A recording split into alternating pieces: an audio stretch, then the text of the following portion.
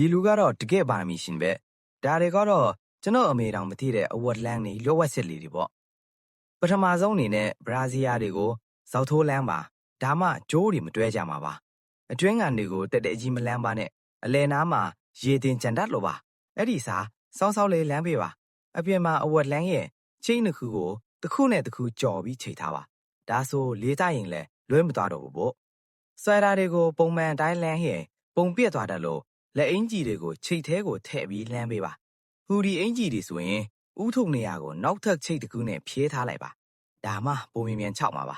ဂျင်းမောင်မီတွေဆိုရင်လဲခါးပတ်နေရာကိုချိတ်နှစ်ခုနဲ့ဖြဲပြီးလမ်းရင်ပုံမြင်မြန်ချောက်ပါတယ်မျက်နှာထုတ်ပေါ်ကလမ်းတဲ့အခါအပေါ်နားလေးကိုချိတ်ပေါ်တင်းလိုက်ပါဒါမှလေးဝင်းလေးထက်ကောင်းပါပါချိတ်နှစ်ခုကိုကျိုးနဲ့တွဲကြည့်လိုက်ရင်ခေါင်းနေနဲ့အယုတ်တွေကိုအလွယ်တကူလမ်းလို့ရပြီပေါ့ပြီးတော့ခေါင်းစွပ်တွေကိုလည်းချိတ်အနေငယ်ကိုတန်းထဲမှာခံပြီးဖြန့်လန်းလိုက်ရင်ခဏနည်းနဲ့ခြောက်သွားမှာပါအကုန်လုံးမမတ်မိသေးရင်လဲတင်းထားပြီးနောက်မှပြန်ကြည့်လိုက်ပါခင်ဗျာနောက်ထပ်ဘုသူဒ life hacks တွေတင်ဆက်ပေးဦးမှာမို့ like and follow လုပ်ထားဖို့မမေ့နဲ့ဦးနော်အားလုံးကိုကျေးဇူးတင်ပါတယ်